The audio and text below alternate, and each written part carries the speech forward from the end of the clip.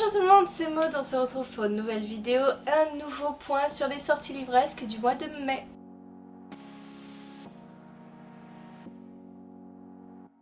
Encore une fois, le mois de mai est quand même très riche en sorties, donc on commence tout de suite par le 2 mai sortira Les Noces de la Renarde de Florian Soulas, paru chez Scrineo. C'est une belle bête.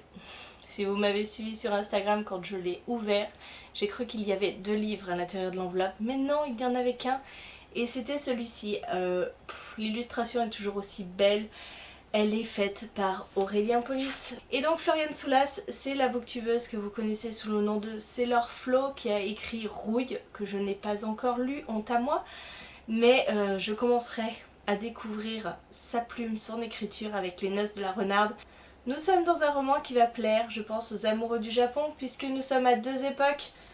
Nous sommes dans le Japon de 1461 avec Hikari, une mystérieuse jeune femme qui vit entourée de ses sœurs dans une forêt peuplée de petits dieux.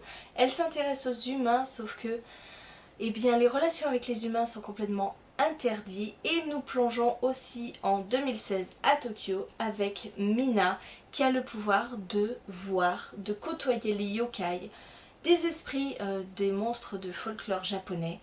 Donc voilà, hein, ça vend du rêve et je pense que ce roman va être assez développé pour moi. Toujours le 2 sortira un livre qu'on a beaucoup vu passer en service presse. Il s'agit de 200 et de rage de Tomi Adeyemi chez Nathan. C'est un roman de fantasy qui avait fait beaucoup parler de lui quand il était sorti en VO grâce à cette couverture qui a été reprise pour la VF et je suis ravie parce que cette couverture est magnifique. Dans cette histoire, nous allons suivre Zélie qui va vouloir venger son peuple qui a été massacré et asservi par le roi et faire renaître la magie. Oui, pourquoi pas. Encore et toujours le 2 sortira un thriller avec Lucas de Franck Tillier paru chez Fleuve Noir. Voilà. Alors ce livre-ci c'est la suite de Charcot qui était aussi la suite d'autres livres. Je ne sais pas le combienième est ce livre, mais on y suit toujours l'inspecteur Charcot et Eunebelle. Et moi je n'ai pas lu les autres. Donc j'ai beau bien aimer Franck Tillier, si je n'ai pas lu les autres je ne vais pas me procurer Lucas. Mais je sais que pour tous les amoureux de la saga, ce tome est très attendu. Et enfin, pour terminer avec le 2, parce que ce début de mai est une catastrophe pour les porte-monnaies, hein, je pense que vous en conviendrez, j'ai repéré une sortie chez Rouergue qui s'appelle La tribu des désormais, le tome 1, et c'est écrit par Benjamin Desmar. On est dans une histoire de fantasy, puisque nous sommes dans la collection Epic de chez Rouergue. Moi j'avais eu de très belles lectures chez Epic, dont Sirius de Stéphane Servant, qui est un magnifique coup de cœur pour moi. Ici nous sommes avec un garçon, je ne sais pas. Elias ne connaît que son île.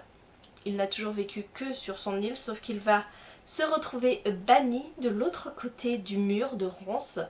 Et il va découvrir ce qui se passe à l'extérieur. C'est pas forcément très original parce que se retrouver banni d'un monde qu'on connaît vers un monde inconnu, c'est quelque chose qu'on voit assez régulièrement, mais je pense que le traitement pourrait être pas mal. Après on passe au 9 et sortira la suite du livre Le Passageur de Mélan Doris. Donc ce tome 2 s'appelle Le Journal et le Serpent. Je n'ai pas lu le tome 1, il me faisait grandement envie, il n'a pas été sélectionné pour le PLIB 2019, mais je pense que si je tombe dessus en occasion ou allez savoir, je pense que je me lirai ce tome 1 qui m'avait bien intriguée par son résumé. Le tome 2, eh bien écoutez, je ne suis pas allée voir le résumé, mais je vous le mets quand même en barre d'infos comme tous les autres résumés de tous ces livres, puisque j'essaie de vous détailler un petit peu, mais ce sont des résumés que j'ai lus il y a un petit moment, donc je ne me souviens pas. Vous avez tous les liens en barre d'infos comme d'habitude, donc n'hésitez pas à aller voir. Si vous avez lu le tome 1, et bien le tome 2, le résumé est là. J'ai repéré la sortie de Ce rêve bleu. Si ça vous dit quelque chose, c'est que vous n'êtes pas passé à côté du Disney et d'Aladin. Oui, c'est une sorte de réécriture. C'est écrit par Lise Bradwell et ce sera publié chez Hachette. Et le pitch, c'est simplement si Aladdin n'avait jamais trouvé la lampe. Une réécriture d'Aladdin, moi ça peut me botter. Toujours le 9, chez Pulp Fiction, paraîtra la suite de ce livre-ci. Là je vous montre le premier tome, c'est Le Trésor de l'île sans nom de Gilles Habier et donc chez Pulp. J'avais adoré cette petite lecture, vraiment. Et là, ils sortent le second tome qui s'appelle La bataille du triple buse. C'est la suite des aventures des coquins et c'était vraiment... J'avais passé un super moment avec le premier tome.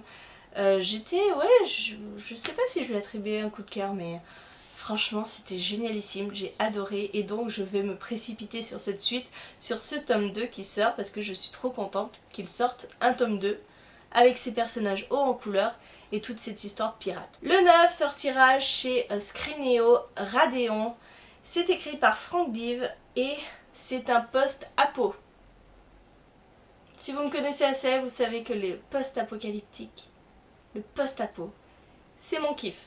J'adore, j'adore, j'adore. Suite à un cataclysme, la Terre est toujours tournée du même côté. Elle a arrêté sa rotation, elle est tournée toujours la même face au soleil. Donc d'un côté c'est l'horreur et c'est les rayons du soleil en permanence. De l'autre c'est la froideur et la nuit éternelle.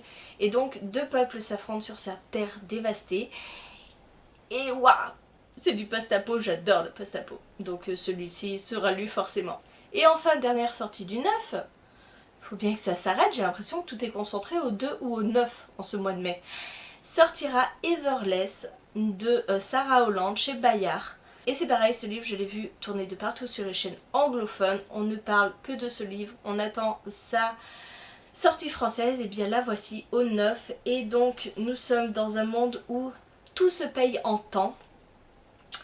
Et le temps se trouve dans le sang, donc c'est-à-dire que pour payer, il faut donner son sang. Pour payer ses dettes, parce que son père ne peut plus se saigner pour payer ses dettes, Julie, sa fille, va se faire embaucher à Everless. Everless qui est la résidence de la famille la plus puissante du royaume. Et donc elle va y travailler et je ne sais pas ce qu'elle va y découvrir, mais ça risque de bouleverser un petit peu sa vie. Le 15 sortira chez Castelmore Kaleidoscope de Marie Caillet. Si vous connaissez un petit peu aussi ma chaîne, vous savez que les rumeurs d'Issard, eh bien je n'ai lu qu'un tome, mais c'est un beau coup de cœur. J'ai aussi l'héritage des Darceurs à lire, que je n'ai pas encore commencé, pourtant j'ai la saga complète, allez savoir. Et donc c'est un nouveau roman de Marie Caillet. Naomi doit déménager à Dijon. C'est une nouvelle vie, c'est un nouveau collège et elle va être un petit peu perdue. Sa grand-mère va lui offrir un kaléidoscope et quand elle va regarder à l'intérieur, ça va ouvrir ses yeux à des perspectives différentes et à des mondes différents aussi. Toujours le 15 sortira On comptera les étoiles de Fleur Anna paru chez J'ai lu. Nous sommes dans une histoire d'amour entre Amélia qui va rencontrer Samuel qui est un rocker au cœur tendre. Elle va le présenter à sa meilleure amie Maëva et c'est à ce moment-là que tout va basculer. Alors, est-ce que Maëva connaît déjà ce rocker? Est-ce qu'elle a déjà une histoire? Qu'est-ce qui va se passer? Je ne sais pas. Mais c'est un nouveau Florana, donc je me le note. Toujours le 15 paraîtra Terre de brume, le tome 2 de Cindy Van Wilder, paru chez Rajo.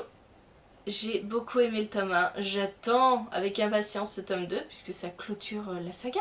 Voilà, c'est juste un diptyque. Que demander de plus? Finir encore une saga. Je serais très contente.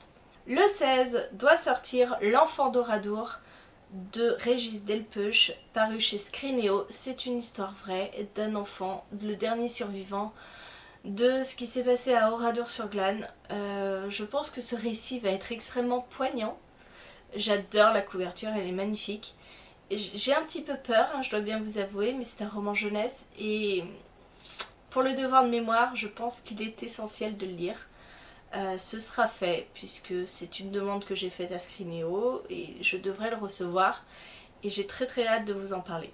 Alors j'ai noté la date du 16 pour le tome 3 de l'Anti-Magicien qui s'appelle L'Ensorceleuse et c'est écrit par Sébastien de Castel. J'aime beaucoup cette saga, j'ai beaucoup aimé le 1, j'ai beaucoup aimé le 2, donc j'aimerais bien continuer, voir ce que ça peut donner. J'aimerais bien.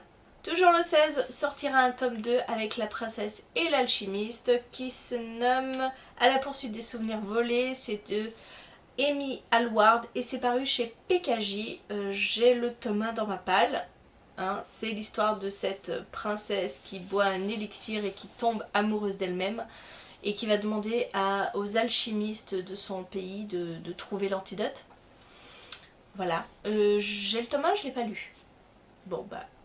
je me suis quand même noté le tome 2. Et je termine avec cette dernière sortie au 16 toujours, avec Les voleurs d'histoire de James Riley, paru chez PKJ. Nous sommes dans une histoire un petit peu du genre... quel était ce livre Fandom. Oui, un petit peu à la Fandom, vous savez, où l'héroïne plonge dans un livre et vit les aventures de son héroïne préférée. Et bien là, nous sommes avec Finn qui découvre que Andy, son ami, peut entrer à l'intérieur des livres et justement, eh bien écoutez, il rêve de rencontrer ses héros favoris, donc voilà.